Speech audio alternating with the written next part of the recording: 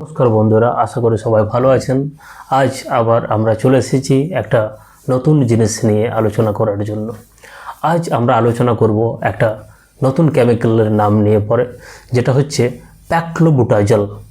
প্যাক্লোবুটাজল নামটা হয়তো আপনারা শোনেননি, কিন্তু এটা একটা পিজিআর, বহু প্রচলিত, আপনারা নানান নামে হয়তো শুনে থাকবেন, ক্যানস্টার বা ক্যান্টার এরকম অনেক ধরনের নামে, বা কাল্টার এরকম অনেক ধরনের নামে হয়তো আপনারা শুনে থাকতে পারবেন। প্যাক্লোবুটাজল 23% আমার কাছে ওষুধটা আছে, আপনারা দেখতে পাচ্ছেন যে খুব ছোট লেখা, এটা হয়তো পড়ে বোঝানো যাবে না, আমি দেখে বলছি আপনাদেরকে যে প্যাক্লোবুটাজল 23% এসসি সলিউবল কনসেন্ট্রেশনে এই ওষুধটা থাকে। অর্থাৎ এর কাজ কি আজ আমরা জানবো। প্যাক্লোবুটাজল কখন আমরা ব্যবহার করব। আমরা অনেক সময় দেখি যে গাছ বেড়ে চলছে, প্রচণ্ড বড় ডালপালা শাখা পোশাকা হয়ে গেছে, কিন্তু ফল ফুল তেমন একটা আসছে না। তখন কিন্তু আমরা এই ওষুধটা প্রয়োগ করব। অর্থাৎ এই ওষুধটা প্রয়োগ করার পরেই গাছকে এরকম একটা সিগন্যাল যায় যে অনেক ডালপালা বৃদ্ধি হয়েছে, এবার ফল ধরার সময় এসেছে। এরপর ফল ধরতে হবে, ডালপালা শাখাতে আর শক্তি অপচয় করা চলবে না, এই ভাষাটাই বুঝিয়ে দেয় এই ওষুধ একটা উদ্ভিদকে। অর্থাৎ গাছের মধ্যে জিব্রেলিক অ্যাসিডের যে কাজ সেইটাকে হ্রাস করে এই প্যাক্লোবুটাজল, এবং গাছকে ঝাঁকড়া করে। অর্থাৎ সাইডে পাতা কাণ্ড মজবুত শক্ত হবে, ফুল আসবে অতিরিক্ত, এবং এই ফুলগুলো ফলেও কনভার্ট হবে। অনেক সময় দেখা যায় বিভিন্ন ফসলের ক্ষেত্রে অনেকেই বলে যে আমার সরষে গাছটা মাথার সমান হাইট হয়ে গেছে।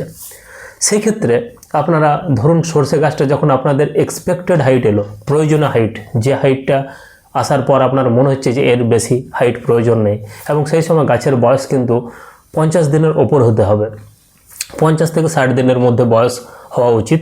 অর্থাৎ গাছের হাইট ধরুন মনে করুন আপনার 1 বুক পর্যন্ত চলে এসেছে, আপনি সেই সময় প্যাক্লোবুটাজল স্প্রে করলেন 10 ml করে 23%। এটা দুটো ভার্সন আছে, একটা 23% আর একটা 40 অ্যাবভ আছে। সেটার ডোজ কিন্তু কম, সেটা 5 ml, এটা 10 ml হবে ছোট গাছের ক্ষেত্রে। 7 ml হয়, যেমন গাছ, যত দুর্বল গাছ তত ডোজ কম। খুব দুর্বল গাছ হলে 7 ml, এবং যদি সবল গাছ হয় 10 ml, এবং যদি বড় সাইজের গাছ হয় 15-20 পর্যন্ত যাওয়া যেতে পারে। সেক্ষেত্রে কি হবে, যদি সরষে গাছে আমরা এটা প্রয়োগ করে 10 ml করে, এবং গাছের কিন্তু হাইটটা সেই জায়গাতে থেমে যাবে, এটা কিন্তু লাগাম ছাড়া বাড়টা আর বাড়তে দেবে না। অনেক সময় চাষিদের খুবই সমস্যা হয় যখন ধানের খুব বেশি হাইট হয়ে যায়, যখন ধান 1 বুকের ওপরে চলে যায়, তখন কিন্তু স্প্রে করতে গিয়েও নানান সম্মুখীন হতে হয়, এবং যত ঘন ধান বিল হয় তত কিন্তু সাপ খোপের ভয় থাকে একটা। তাহলে অনেক চাষি ভাই আছেন যারা চান যে ধানের হাইটটা একটু মিডিয়াম থাকুক, ভালো করে ধানটা ফলনটা হোক। সেক্ষেত্রে কিন্তু আপনার এটা ধানে 10 থেকে 12 ml প্রয়োগ করে দিতে পারেন।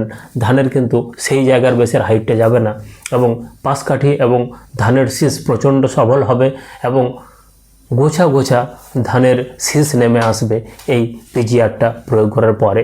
পিজিআর অর্থাৎ এই প্ল্যান্ট গ্রোথ রেগুলেটর, অর্থাৎ এটা এক ধরনের ভিটামিন।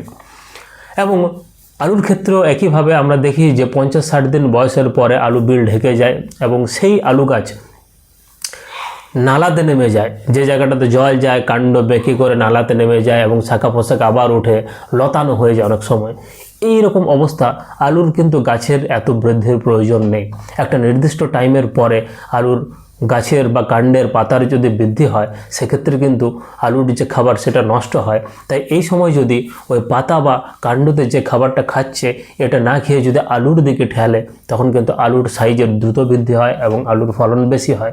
সেই জন্য আপনারা এই ভিটামিনটা প্রয়োগ করতে পারেন প্যাক্লোবুটাজল, তখন কিন্তু আপনার গাছের হাইটও কমিয়ে দেবে এবং ফলনও বাড়াবে। এটা আপনারা একবার প্রয়োগ করলেই যথেষ্ট। যদি আপনার ভালো লেগে থাকে আপনারা অবশ্যই দুবার প্রয়োগ করতে পারেন, কিন্তু 15 থেকে 20 দিনের একটা গ্যাপ দেওয়া দরকার। এবং এটা প্রয়োগ করার পরেই কিন্তু গাছের মধ্যে একটা বিবর্ণ ভাব লক্ষ্য করা যেতে পারে, যেন মনে হবে গাছটা বসে গেল, পাতাগুলো কি সুন্দর চকচকে ছিল একটু যেন কর্কশ হয়ে গেল, একটু যেন রাফ হয়ে গেল, মসৃণ ভাবটা নেই। কিন্তু ভয় পাওয়ার কোনো কারণ নেই, এটাই ওষুধের কাজ, এবং এইভাবেই এই গাছটাকে বসিয়ে দেবে এবং আলুটাকে বাড়াবে। এবং এই ওষুধটা আমরা অনেক সময় প্রয়োগ করে থাকি বড় গাছের ক্ষেত্রে, যারা বাগান চাষি, যেমন আম, লিচু, এই ধরনের বাগানে বড় বড় যাদের চাষ আছে। যদি 7 থেকে 14 বছরের গাছ হয় সেক্ষেত্রে আপনারা এটা 15 ml ইউজ করবেন, এবং 14 বছরের অ্যাবাভ যে গাছগুলো আছে সেক্ষেত্রে আপনারা 20 থেকে 25 ml পর্যন্ত প্রয়োগ করতে পারবেন। এবং এটা প্রয়োগ করার পরে আপনারা দেখতে পাবেন যে গাছে ফুল ভালো পরিমাণ আসছে।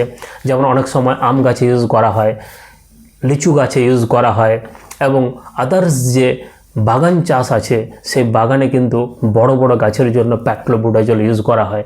এবং বড় গাছের ক্ষেত্রে, খুব বড় গাছ যেগুলো 20 বছরের ওপরে বয়স, তাদের ক্ষেত্রে কিন্তু ডোজটা 25 ml প্রতি 16 লিটারের ট্যাঙ্কিতে আমরা ইউজ করে থাকি এবং এর ফলাফল ভালো হয়। যদি একসঙ্গে একটা কীটনাশক এবং এই প্যাক্লোবুটাজল প্রয়োগ করা যায় সেক্ষেত্রে কিন্তু কাঁঠাল, আম, জাম, লিচু এই সমস্ত গাছে অধিক ফলন দেখা যায় এবং ফুলও ভালো আসে।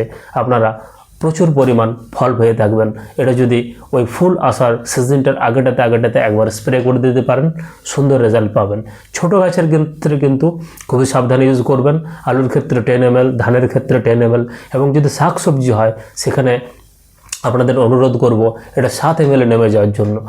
পাতলা যত পাতা হবে, যত দুর্বল সবজি হবে, শাকসবজি হবে, সেক্ষেত্রে কিন্তু অবশ্যই ডোজ কম করবেন। আদারওয়াইজ গাছটা কিন্তু তার উপর একটা ভারী স্ট্রেস যাবে, একটা চাপ হবে, হয়তো অনেক সময় সইতে পারে না ডোজ বেশি হয়ে গেলে ছোটো গাছের ক্ষেত্রে। এটা খুবই পাওয়ারফুল ভিটামিন, সাবধানে ব্যবহার করুন এবং এর ফলাফল দেখুন, অবশ্যই আপনাদের ভালো লাগবে এবং আপনারা অধিক ফলন পাবেন। এই ধরনের আপডেট পাওয়ার জন্য আপনারা চ্যানেলটা সাবস্ক্রাইব করুন এবং বন্ধুদের সঙ্গে শেয়ার করে দিন। ধন্যবাদ। পাশে থাকবেন, সাপোর্ট করবেন।